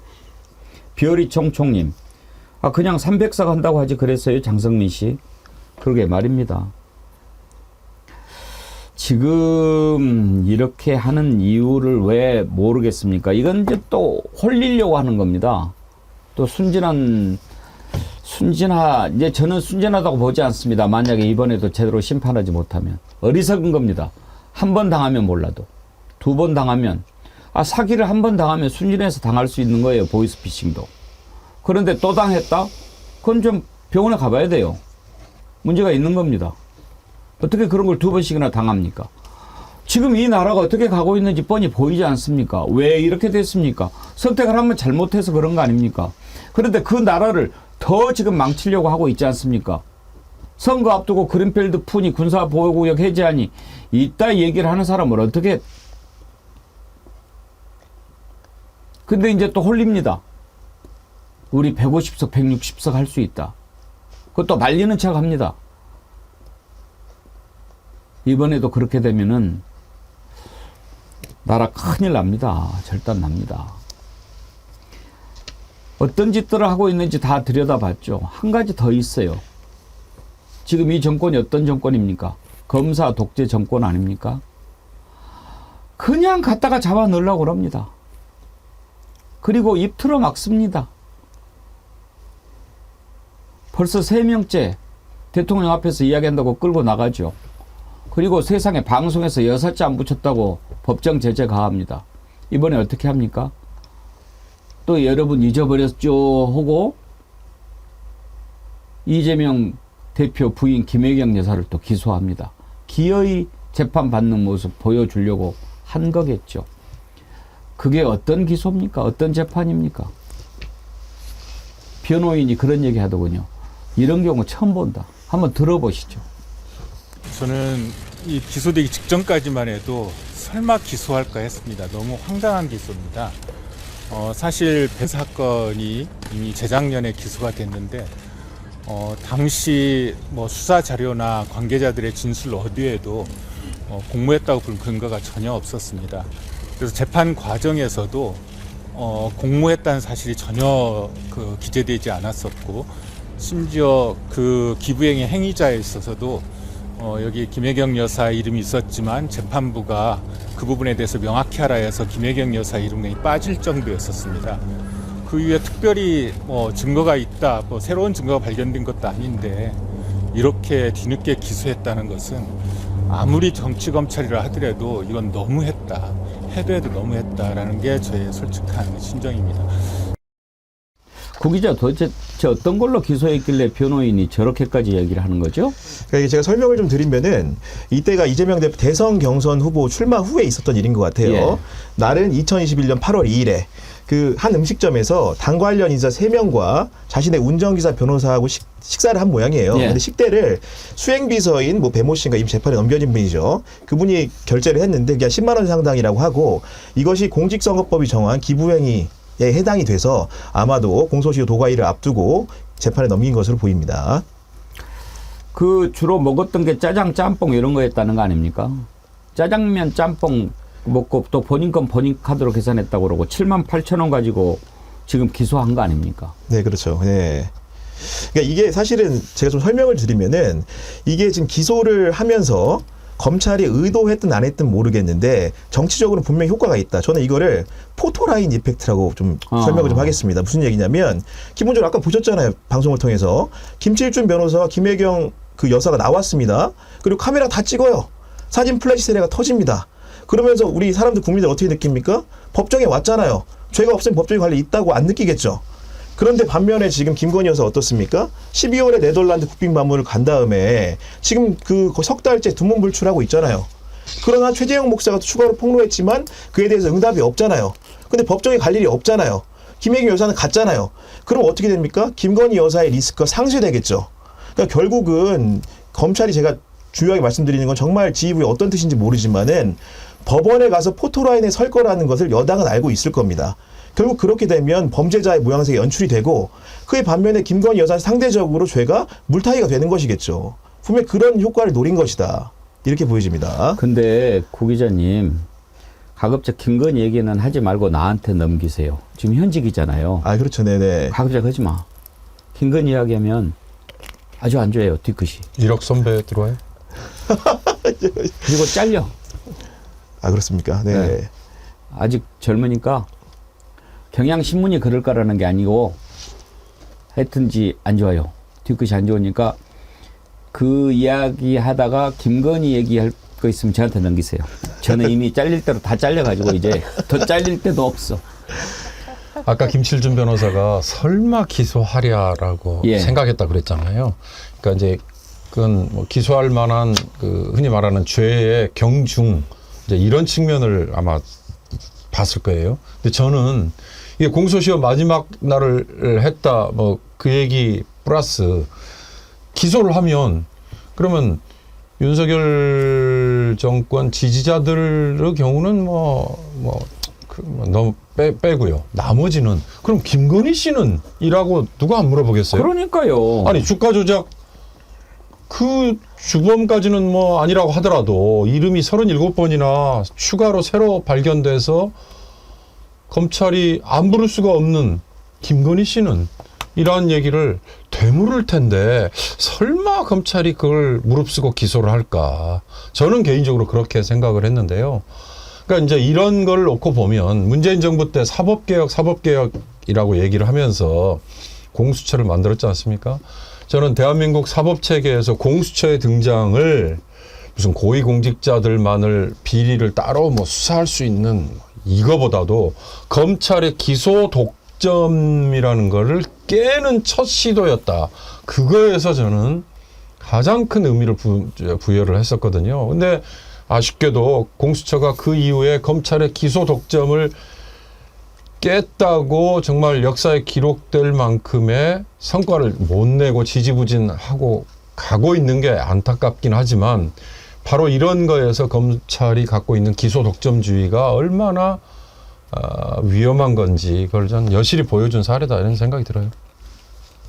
그러니까 한동훈 위원장이나 이쪽 정권에서 법 앞에 평등이나 말하지 않았으면 공정 상식, 뭐 공공선 이런 얘기라도 안 했으면 차라리 어떻게 생각할지 모르겠지만 너무 입만 열면은 법 앞에 평등을 외쳤던 이 정권에서 이런 식으로 그리고 이게 지금 2021년 8월 1일인데 그때도 그 배 사무관인가 배 씨를 기소하고 뭐 재판 과정에 수사하는 과정에서 공범이라고 얘기를 했었거든요. 그런데 이거를 이 오랜 시간이 지나가지고 총선 즈음에서 하루 남겨놓고 김건희 여사 사건이 그렇게 터져서 이 민심이 이렇게 들끓고 있는 와중에 딱 기소를 해요. 그리고 또 바로 재판이에요. 이런 모습을 보면서 누가 이 상황을 공정하다고 납득할 수가 있겠어요. 설사 그 정성호 의원 얘기대로 기소할 건수가 된다면 재판을 받는다 쳐. 그런데 김건희 여사는 어떻게 할 건데 너네. 이렇게 반문하잖아요. 그러니까 누구라도 이렇게 상식 있는 사람이면 아마 이 부분에 대해서 그렇게 얘기를 할 겁니다. 이게 기소까지 하면서 망신 주기 식으로 총선 즈음에서 이렇게 할 일인가. 이태원 특별법에 대해서는 4월 10일 날 진상조사위원회가 열리기로 되어 있는 것도 선거에 영향 준다고 안 한다고 거부권 행사하고 또 KBS에서 세월호 관련 그 특별 다큐멘터리도 4월 18일에 총선 지나고 한참 일주일 넘어서 하는 그것조차도 선거에 영향 준다고 못하게 하고 지금 이런 정권이잖아요. 그러면서 이거는 그 김혜경 여사에 대해서 이렇게 공소시효 하루 남겨놓고 기소하면서 7만 8천 원에 대해서 이렇게 하는 거는 그러면 법 앞에 평등한 거라고 이 정권에서 주장할 수 있는 겁니까 이게? 그러니까 기가 막히다는 거고요. 어떻게든 이 상황을 반전시키려면 이렇게 마음대로 할 수 있다는 전횡을 일삼고 있는 이 정권에 대해서 우리가 심판할 길은 선거로 할 수밖에 없는 거죠. 지금 이거 물리적으로 어떻게 할 방법이 없잖아요. 예. 오늘 우리가 그렇게 좀 상황을 살펴봤습니다. 왜 말도 안 되는 공약이 난무할까? 왜 허세가 뿜뿜일까? 그리고 저렇게 천박한 말들이 왜 튀어나올까? 들여다보면 초조한 것 같습니다. 불안하겠죠. 지은 죄를 어떻게 다 갚을 수 있겠습니까? 그러니까 착하게 사세요. 착하게. 그렇게 살지 말고. 명품백 받은 것에 대해서 사과 한마디는 할 줄 알았어요. 기본적으로 양심이 있다면.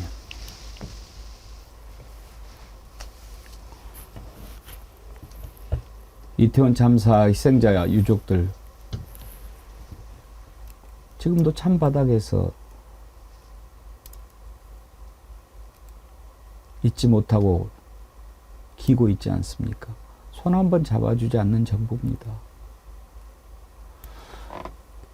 그 많은 희생자들이 변을 당했는데 수도 치안을 책임지고 전국 경찰을 책임질 경찰청장 밤에 술 먹고 자빠지고 전화도 못 받고 연락이 안 됐잖아요.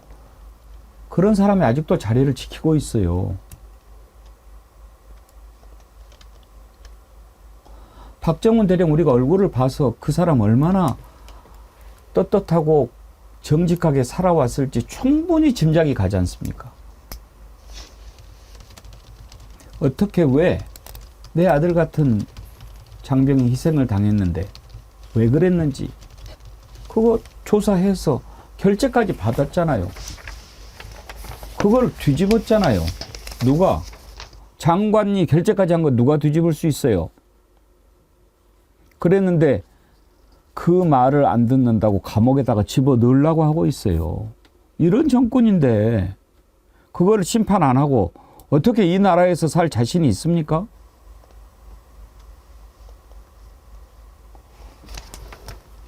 저들이 두려워하는 거 우리가 똑바로 봐야 합니다. 그리고 왜 해야 되는지 느껴야 합니다.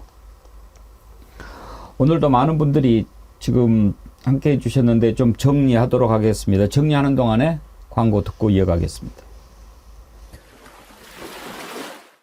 조선시대 때 왕비가 되기 위해서 그냥 가문 선택해서 되는 게 아닙니다. 왕비로 결정이 나거나 세자빈으로 결정이 나게 되면 삼간택을 통해서 일단 결정이 나게 되면 바로 결혼을 하는 것이 아니라 그때부터 시작해서 6개월에서 1년 정도 왕비 교육을 결궁에서 받습니다. 그럼 당시에 언어도 새로 받고 행동도 새로 받고 어떻게 처신해야 되는지 이런 교육들을 한 1년 정도 받는 거예요. 왜 그러느냐? 양반댁 사가의 그런 여식이 아니라 이제는 공식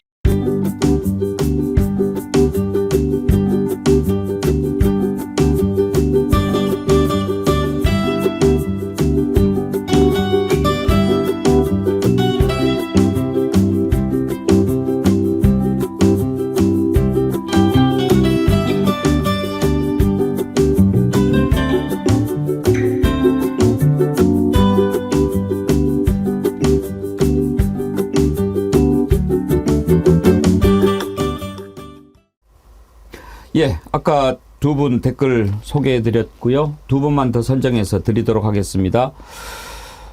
매일 새롭게님, 장성민 발언으로 국민의힘 29석 확정. 예.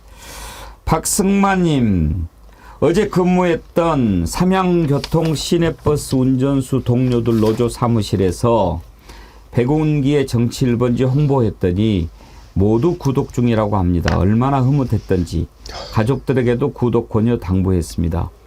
박승만님 감사합니다. 그리고 삼양교통 시내버스 운전수 동료 여러분들께도 제가 진심으로 감사해 하더라고 말씀 꼭 전해 주십시오. 예, 언제나 이렇게 힘을 주시니 감사합니다. 여러분 주변에 널리 알려주셔가지고 정말 4월 1일까지 4월 10일까지 똘똘 뭉쳐서 세상 바꾸는 모습 우리가 한번 보여주도록 노력합시다. 슈퍼챗 보내주신 분들이 많이 계신데 짧게 소개하지요. 양인주님 아까 반려견 글 쓰셨고요. 쪼양님, 장모가 남양주에 그린벨트로 묶여있는 땅이 엄청 많다고 뉴탐사에서 보도했다는데 그래서 지금 그린벨트 해제한다고 하고 이제 군사보호구역에도 장모 땅이 있나 보네요. 눈 크게 똑똑히 잘 봐야 지켜봐야 되겠네요. 우키미령님, 뺄셈의 미향님 슈퍼챗 보내주시면서 구교형 기자님, 정치 비상구 장윤선 취재 편의점에서 매번 시청하는데 이곳 정어리 TV에서 보니 특히 구며듭니다. 금요든다. 아, 장윤선 취재 편의점도 나가요? 네, 나가고 있습니다 지금. 네. 네. 서로 맡겨. 네, 그렇게 뭐 이렇게 같이 이렇게 네.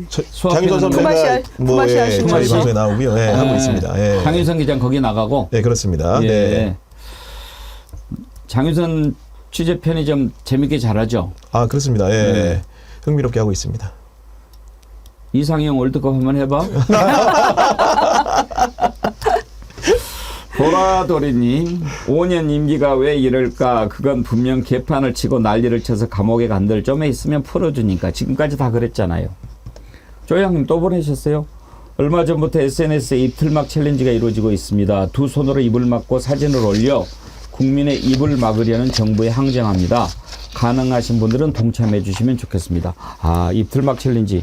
혹시 들어봤어요, 구구영 기자? 아, 입틀막 챌린지는 제가 못 들어봤는데요. 예. 무슨 일이 있으면 이렇게 챌린지 하는 분들이 많이 있죠. 네. 네.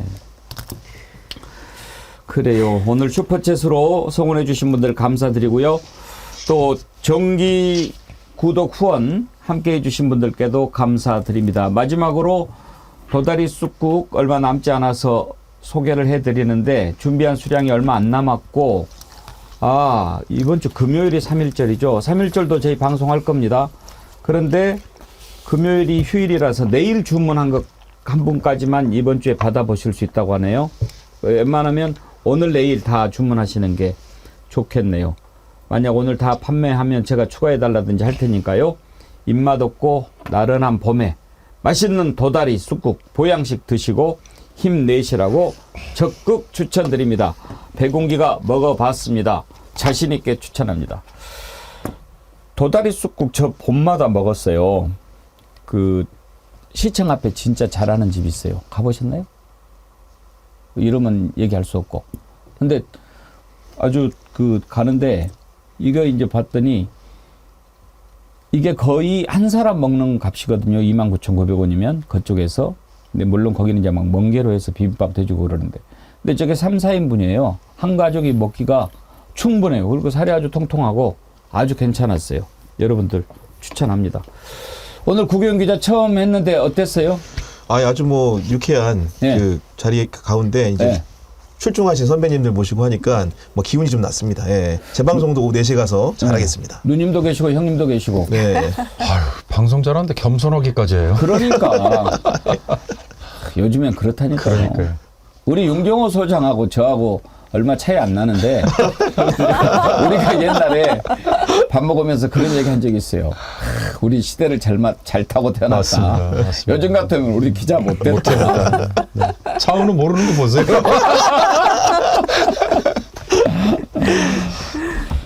차은우 나오네. 우리 저 데니 PD 센스 좋아요. 차은우. 한번 다시 보여줘봐요. 김유정. 비교됩니다. 비교됩니다, 얼굴이. 차은우가 잘생겼다, 배국기가 잘생겼다. 배국기! 오케이! 공천 확정!